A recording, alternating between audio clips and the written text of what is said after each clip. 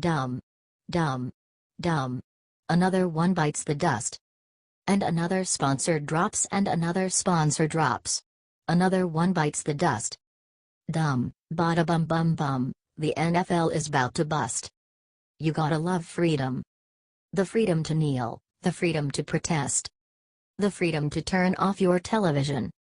The freedom to not watch ineffective forms of protest. The freedom to not sponsor sporting events that are losing popularity. America. That's right. A second major sponsor has pulled their advertising from the NFL games. This should not surprise you. Really. We've been talking about this for some time now. It's a big fad duh. According to Observer.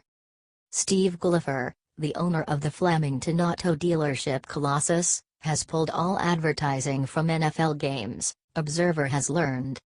The founding chairman of the 17 franchises that make up Flemington car and truck family dealerships, Gulliver told Observer, "Customers and employees have asked me why are we supporting this disrespectful behavior? Our response is, we cannot." In a statement that will be released later today, Gulliver says, the National Football League and its owners have shown their fans and marketing partners that they do not have a comprehensive policy to ensure that players stand and show respect for America and our flag during the playing of the national anthem. As the NFL parses the important nationwide issues of social justice and freedom of speech, it is clear that a firm direction by them is not forthcoming. Therefore, we have cancelled all of our NFL advertising on the Optimum and Infinity networks. Hundreds of thousands of dollars lost. Each and every Sunday. Why? Because the National Football League let protesters and pigskins come before country. Because they couldn't get their tantrum-throwing toddlers to stand up and respect the American flag. Let the players do whatever protest they darn well please off the field. But why let them interrupt your business? Why let them put the league and its financial success in jeopardy? You want to be politically correct? Fine. When you are in the unemployment line, make sure you refer to the transitioning government employee as a S, him or a S she he. Or, whatever transgender, multi-body part, I don't know what I am today people call themselves. First and foremost, NFL, you're running a business. And, if you don't run it well, you won't have to worry about who is protesting or kneeling, if fans are coming or not. Because you'll be broke. Out of business. At what point do you stop letting the inmates run the asylum? Play football. That game with the pigskin, first downs, tackles, and touchdowns. The National Football League should be called for offsides or out of bounds. They've reached their ability to juggle both pigskin and protest. What sponsor will be next? Good and respectful Americans will not put up with this for much longer. Especially with all the real tragedy in the world, in light of events from this weekend in Las Vegas, I think we can stand, unite and move forward. There are far more important things going on in our country than this, and we should be working to fix those pressing issues. Don't you think so?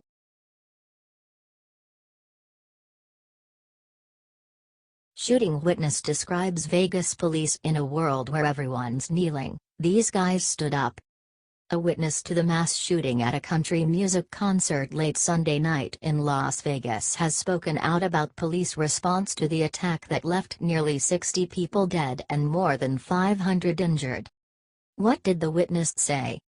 Speaking with NBC's Today on Monday, Russell Bleck, who attended the festival where the attack happened, told Savannah Guthrie that the actions of local law enforcement was nothing short of admirable. I mean, just, God bless the police officers, Bleck said. I mean, in a world where everyone's kneeling, these guys stood up and they knew what they were against and they ran toward the danger with just handguns. I mean, that's real bravery right there. Bleck added that there's no telling how many people the police saved. Every second was a life lost, Bleck said. The suspect was just spraying the crowd of tens of thousands of people. What did he witness at the scene? Bleck told Today that in the massacre, Police officers and military veterans jumped in immediately to help. You saw a lot of ex-military just jump into gear. I saw guys plugging bullet holes with their fingers, Bleck said, who was in a VIP tent with his fiancée. He eventually took cover beneath some bleachers. While everyone else was crouching, police officers were standing up at targets, just trying to direct people, tell them where to go, he said. The amount of bravery I saw there, words can't describe what it was like. Bleck opined that the gunfire came from an automatic weapon and described the panic that ensued when people realized the popping sounds they were hearing weren't firecrackers but gunfire. That was an automatic rifle, without a doubt. He was just spraying the crowd. He was relentless. There was no stopping, he said. You had 5, maybe 8 seconds to move from cover to try to move and get out of there as he reloaded. It was just absolute chaos and carnage, Bleck concluded.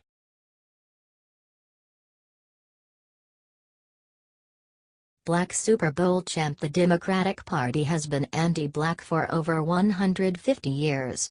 Video. What a man. What a message. Super Bowl champion Burgess Owens has a message about the Democratic Party. He's not holding back. He talked to Stuart Varney about the history of the Democratic and Republican parties. And the heart of each party. He concluded with a request. Burgess Owens, let's do this. Let's look at the heart and history of our parties. The Democratic Party has been anti-black for over 150 years.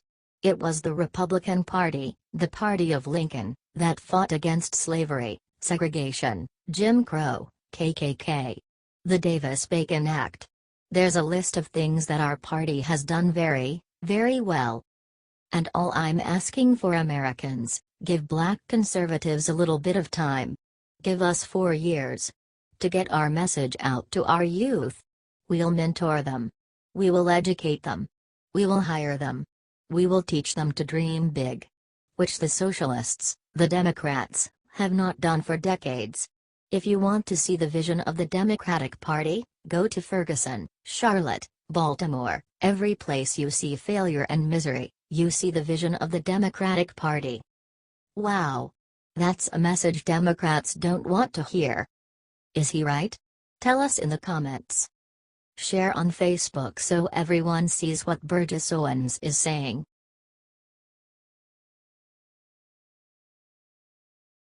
NFL proposes 5 rules to fix descending ratings after anthem protests. President Trump and original anthem protester Colin Kaepernick have built a strong hate-on-hate relationship, with the first disapproving of the latter's doing, while the latter throwing shade on America like never before. This further caused a mass protest train at the NFL, and in just 3 weeks, the entire league blew out in massive protests, causing one of the biggest anti-country strikes so far. As a result, the NFL's numbers began shrinking, both in viewership and ticket sales, causing a terrible meltdown within the league. Knowing the league the way I know the league, they are first and foremost concerned about the impact on their business, NFL Players Association Executive Director DeMaurice Smith told ESPN.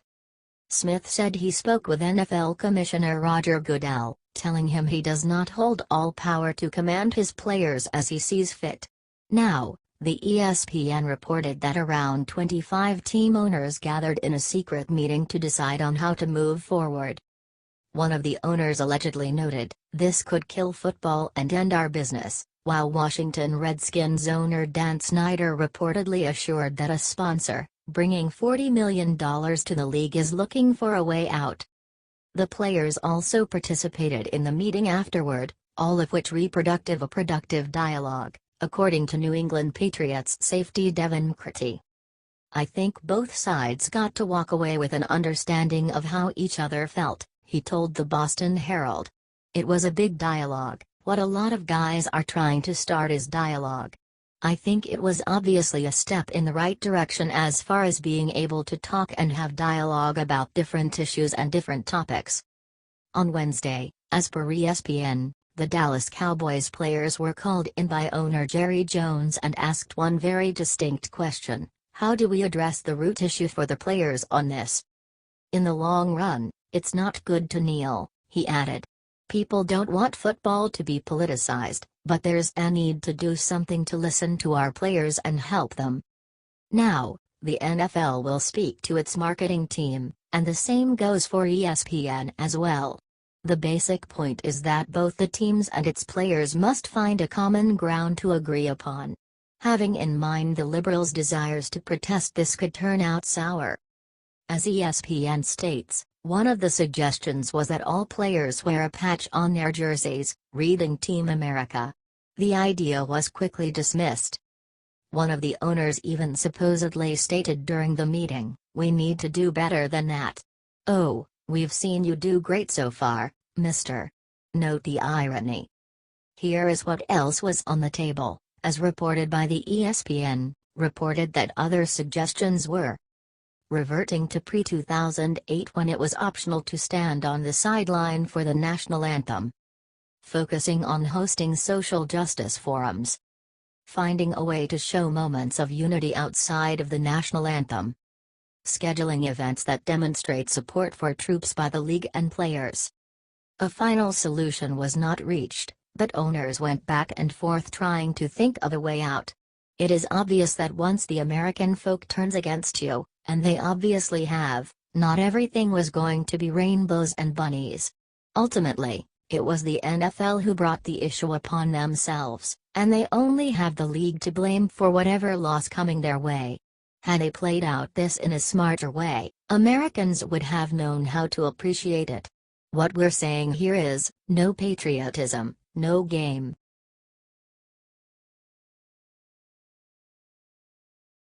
Watch Curt Schilling drops truth bomb, confirms Trump sent all aid possible to Puerto Rico. Baseball legend Curt Schilling found himself in Puerto Rico, stating that President Trump and his team have been doing everything they can to help out victims affected by the hurricane aftermath. However, what is happening on site is disturbing, as the aid is not being distributed accordingly. The media have, naturally, sided against the president, informing the crowd the White House has been lazy in providing help in the region. "I have talked to politicians in both states, Texas and Florida, and the governor of Puerto Rico," Schilling told Fox News, see video. "All have said that the president did everything in a pace they've never seen before, as far as him releasing money and releasing assets. But the execution on the ground has been horrifying." Aside from Schilling, Richard Roslow, the governor of Puerto Rico, also gave Trump the thumbs up as far as offering help is concerned. "The president and the administration, every time we've asked them to execute, they've executed quickly," Roslow told Fox Business. "The administration has responded to our petitions. FEMA Director Brock Long have been on the phone virtually all the time with me, checking out how things are going." The liberal crowd loved to bash the POTUS, reporting he has done nothing so far to aid Puerto Rico, while tons of food, water, and medical supplies were sent off to the country as an immediate form of response. Still, many, including Trump and Senator Marco Rubio, stated the problem was found on the ground in Puerto Rico, where the distribution faced an obstacle. So far, more than 10,000 containers packed with food, water, and other supplies found themselves trapped on the dock of San Juan since the country doesn't have enough truck drivers to distribute the means across the island. Puerto Rico's overall instability as a country caused for this to happen, while its weak structure was a direct culprit for the massive consequences the island faced after Hurricane Maria hit.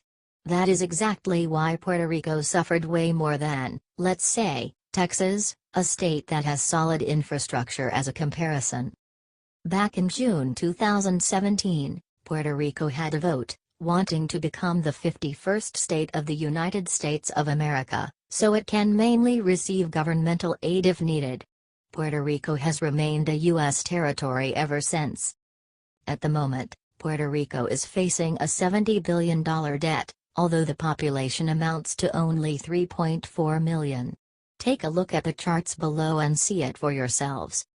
As of May 2017, Puerto Rico got itself into the greatest municipal bankruptcy ever recorded in U.S. history. The money's whereabouts are still uncertain. Curt Schilling, however, felt the need to report things for what they are, noting the government has been covering every step of the agenda so far. The fact management was not as effective is out of Trump's power. Everybody is afraid somebody will get blamed, Schilling said. And that is causing these hang-ups. Despite this, people from the left side of politics enjoy trashing Trump, calling him ineloquent and unable to handle a crisis of this sort. Aside from Puerto Rico, Trump was quite useful and handy in the Florida and Texas hurricane aftermath as well. Obama was not even close to helping in cases of natural disasters back when he was in charge like Trump did now. Now, Twitter users are beginning to ask themselves, what happened to the federal funding in the country? It is a fair point to come across, if we have in mind that Trump already took most of the guilt, without being initially responsible for the chaos on the island.